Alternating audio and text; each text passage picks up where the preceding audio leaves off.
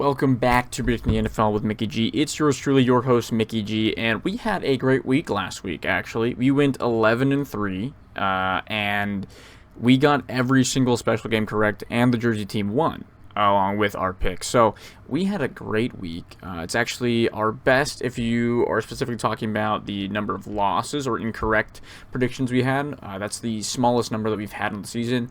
We've had 3 times before in week 11, week 6, and week 1, but only time we've had 3 incorrect. Which takes our total now to 115-63 on the season, which is the best through 12 weeks that we've ever done. So we are moving and grooving. We are now 7-5 in games of the week, 7-5 in upsets, 5-7 in crap fests. Teams are 8-4 when I wear the jersey, and my picks are 10-2. So we're looking just absolutely beautiful. And with the 11 correct, we now have 74 wins in week 12 all time, which is the most in a season or in a week. And it's by a decent bit too.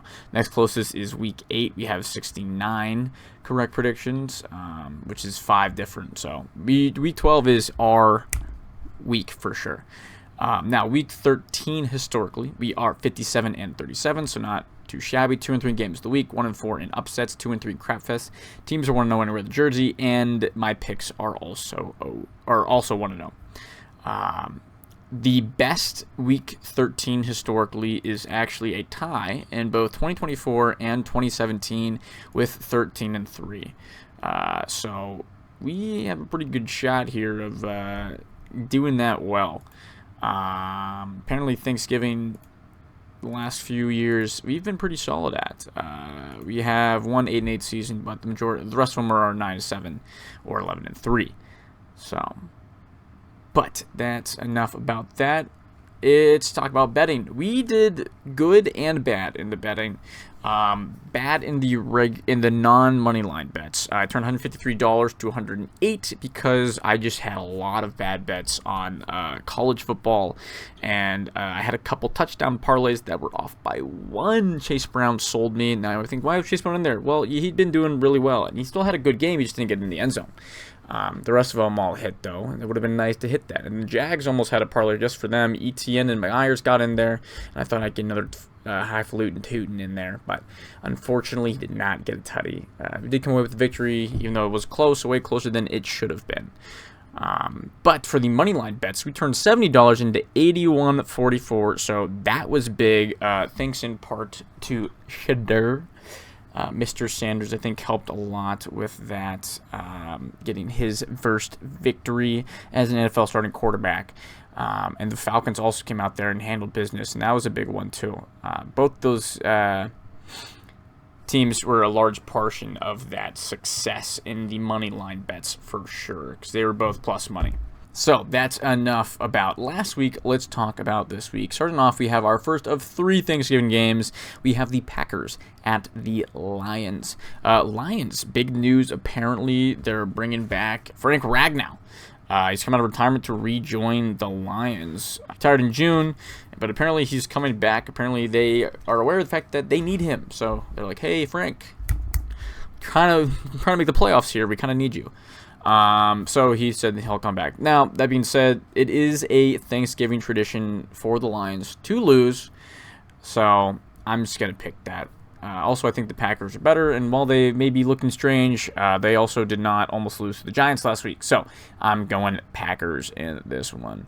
Next is the Chiefs at the Cowboys. This is a big one. I think whoever loses this is probably not making the playoffs. Whoever wins this has a pretty good chance of boosting their stock a little bit and making it there. Both these teams with a not great records currently, but with a win here, that would be a bit of a boost for them. They're both around that 500 mark, and this would just put them right above that with a win. So big things there in this matchup. That being said, it's hard for me to bet against the Chiefs. I've mentioned this before. They're inevitable, and so until they're not in playoff contention, I'm probably going to pick them because I think they have the ability, just with who they are, to do that no matter what. So I'm going Chiefs in this one. Next is the Bengals at the Ravens. Joe Burrow is trying to come back this week, and I don't think it's a smart move, especially not against a tough opponent like the Ravens. Ravens have looked really, really good. Now, they struggled a little bit in the first half against the Jets last week, but then they locked and loaded. Now on a 5-game win streak, going to be 6, assuming they win this one, and I think they will. Joe Burrow, I don't think it's going to be much of an excitement of him coming back. When he was healthy beginning of the season, he played about 1.25, 1.5 games, and he didn't look great in those. Almost lost to the Browns, and we know how bad they are, and then was getting eaten by the Jaguars until he left the game. So not very exciting news, I think, for him to come back, especially come back from injury. So I think Ravens should get this one. Next is the Bears at the Eagles. This is our game of the week. We're thinking, really, the Bears? You were hating on them last week. This may be true, but this is the only game, I believe, between 2 current playoff teams. A lot of these other teams, like currently the Lions are not in the playoffs.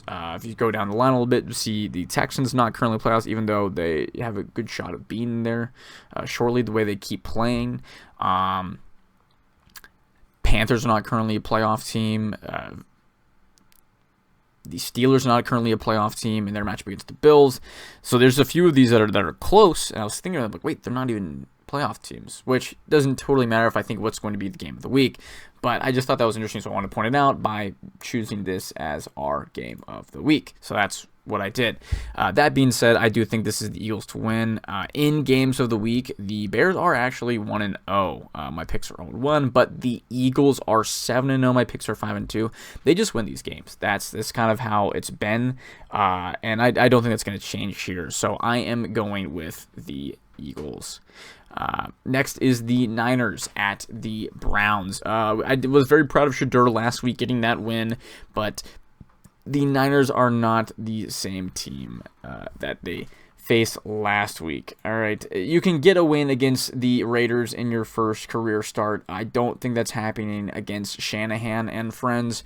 Much better coach, much better team. Purdy may have shown that he is not the guy, and that Mac may be the better quarterback on the roster, but it doesn't matter. You got CMC, and I think that's enough to get you a victory here in this one. I'm going with the Niners here, no surprise. Next is the Jags, the Titans. The Titans are a terrible, terrible football team, and I absolutely adore watching it. I almost considered going to the game because it's in Tennessee, and I was seeing tickets for like $10, but unfortunately it's like 6 hours away, or else I'd consider doing that. I don't really feel like driving 6 hours and then having to drive another 6 hours to go back home. So I am not doing that, unfortunately, but I did think about it. That being said, the Jags are back, baby. They may be playing with their food a little bit, but I think this is a team they're going to try to put away and put them away down. Cam Ward, you're ready to get eaten. You're the most sacked quarterback in the league, and that's going to continue here. The front four defensive line has been heating up the last couple weeks, and I think it's going to continue. Hopefully Trevor only throws 1 interception this week just to get it out of the way, and then plays great football the rest of it. So going Jags. Next is the Texans at the Colts. This is close to a game of the week contender, but I've mentioned the reasons before. The Colts play the Texans another time later in this season. And so really the only thing is I think this could go either way. And so the Colts are at home, so I'm picking them. And that's my only reasoning. I think this game can go either way. I won't be surprised if it goes either way. Stroud is potentially back this week. I don't know if that changes a ton of things. Mills has played pretty well in his absence. I do think Stroud is better. I'm not going to be someone that falls into the trap like, oh, well, maybe the guy is better that's behind him. No, we know Stroud has success. We know Stroud can do things. It's just been a struggle this year. But yeah, I do think the Colts are going to win this one just because they're at home, and I'll probably, when they play again, pick the opposite unless something drastic happens. So not a great read on this one. Next is the Saints at the Dolphins. This is our crapfish of the week. Might be thinking Falcons, Jets, but this is why it's not. Also, I'll mention that later. But Saints, Dolphins. Now, Dolphins are coming off the bye here. That's big for them. Also, they're not the Saints.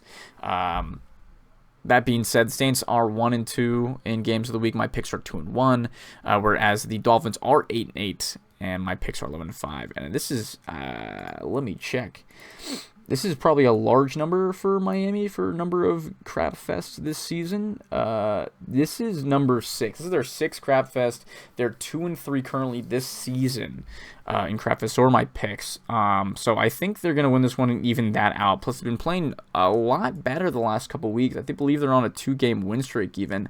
They beat the Bills and then they beat the Commanders in España.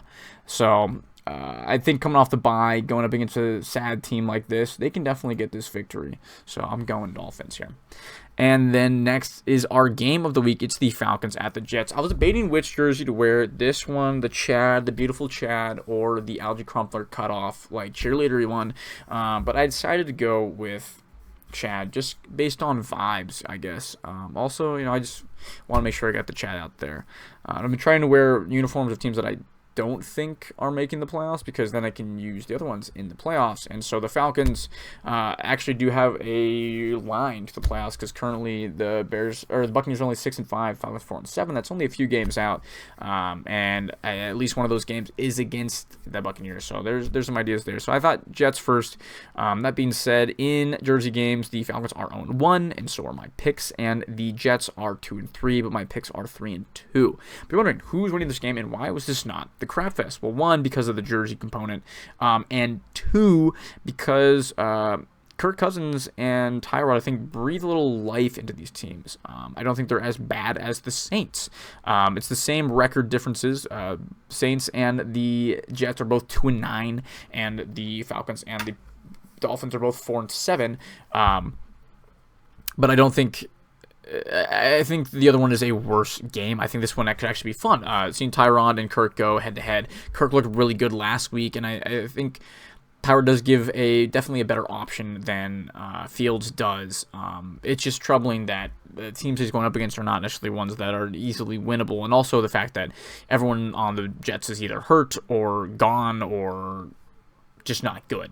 So I am going with the Falcons this one. Kirk looked really good last week, and I think that's going to continue here, even though Drake London is still out, or is expected to be out. He's doubtful right now, but probably going to be out. Next is the Cardinals at the Buccaneers. This could be a sneaky win potentially for the Cardinals, but I don't think they're going to get it. Baker is doubtful this week, questionable. I don't think they should play him this week. I think Teddy's good enough that he can get the job done for him, and keep their playoff hopes in a good spot against this Cardinals team. That being said, Brissett's no slouch. I mean, he's thrown the ball like nobody's seen before the last couple of weeks. He's looked decent, but I think the Buccaneers will be able to lock it in there and get the win no matter who they have at quarterback, but I think it is going to be a close one, just because that's what a lot of the Buccaneers games have been so far this season. Next is the Rams at the Panthers. Panthers struggled last week on Monday night against the Niners, even though Brock was doing his best to give them the game. The Rams, on the other hand, looked fantastic on Sunday night. They just steamrolled over the Buccaneers, and Hurt Baker definitely helped with that for sure. But even before Baker was out of the game, they were still just doing what they wanted to do. I think the Rams are the best team in the league currently, and so they're not losing to the lowly Panthers. Rams getting this one. Next is the Vikings at the Seahawks. This is our upset of the week. You might be thinking to yourself, really? Yeah. So before I talk about who it is, let's talk about the statistics here.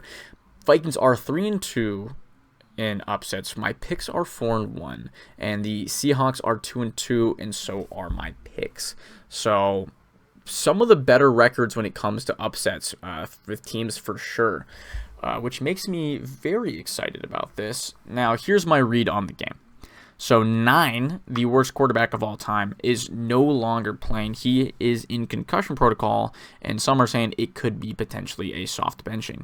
The question is, who is going to be playing quarterback this week for the Vikings? It's either Max Brosmer or the GOAT John Wolford, who we all love, is going to go in there and try to get some stuff done. Seahawks, their quarterback, if you remember, is Sam Darnold, who is the quarterback for the Vikings last year. Brian Flores, I think, can put Darnold in the scariest bind he has ever seen. He's going to be in the torture chamber, I think, going up against that defense. And obviously, Seahawks defense is no slouch, but KOC, I think, is the better play caller. And with a full week of practice from who they're going with, I think that's going to decide the winner here in this one. This is probably my most out of left field upset I've picked all season, but I do like it a lot. Next is the Bills at the Steelers. This was a potential game of the week and or jersey game contender. I didn't decide to go with either spots for it, but here we are. Partially because, well, the Steelers have now fallen out of playoffs. Currently, they are 9th, if I am looking at things correctly. Bills are also been struggling a little bit recently. They have not looked like themselves. They've only won 1 out of their last 3. They lost on Thursday to the Texans, which was not a great look. However, they are coming off the mini bye against the Steelers. It may be in Pittsburgh, but the Steelers just don't give me confidence. I thought they had it against the Bears last week. I was wrong. They're just not good. They're not good. Their offense is a mess. Their defense is old. And while the Bills may not be the best in either response either, they still have Josh Allen. I think that is the X factor in this, and that's what's going to get them the win. Next is the Raiders at the Chargers. Raiders are not good, and the Chargers are coming off a bye. So that's really all I'm going to say about this game. It's going to the Chargers. Next is the Broncos at the Commanders. Both these teams coming off the bye, but the Commanders are still not good. Daniels, I think, was talking about maybe playing this week. But that being said, the Broncos are on a complete hot streak. They've won 7 in a row. No, 8 in a row. Their only 2 losses coming to the Colts and Chargers in weeks 2 and 3. So they're kind of moving right now, surprising me a lot, just because, Bo Nix and all that. But they're able to win football games, and that's not changing here. Redskins or Commanders, wherever they are, they've been beaten up a lot the last few weeks, and so they're losing this one to Denver. And our last game of the week is the Giants at the Patriots. Patriots continue to win. They beat the Bengals last week, even though they were playing with their food a little bit more than I would have liked. Giants, on the other hand, they're pretending to do exciting things. Jameis is keeping them in games, but they're not able to finish them. But Dart might be coming back this week, but we're not sure if he's going to make it. That being said, I don't think it changes either way. I think, honestly, they have a better chance of winning with Jameis than they do with Dart, but that's just personal bias. So either way, I'm going with the Patriots in this one, and that's all we have this week. No buys. So just a happy Thanksgiving to everyone and all, and I hope you watch this with your family so they can learn some ball together. So that's all. Thanks for watching, and make sure to come back next week. Yeah.